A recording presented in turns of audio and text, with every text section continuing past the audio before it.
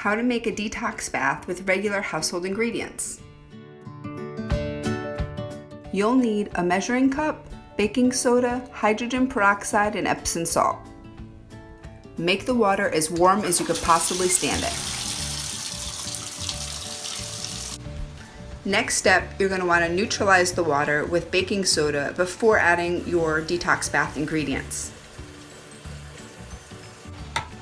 This time I added about a half a cup of baking soda. I'm going to add this to the water to neutralize it. Now you're going to gently pour the contents of the baking soda into the tub.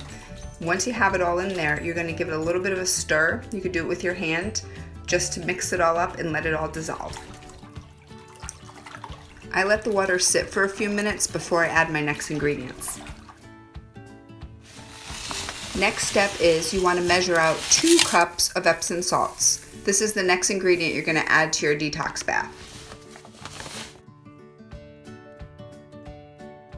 Next, you're going to add your Epsom salts to your bath. Make sure you add the entire 2 cups.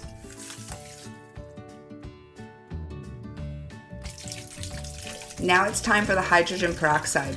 I normally use 1 full-size smaller container. They come in 2 sizes. I go with the smaller size and use 1 full bottle.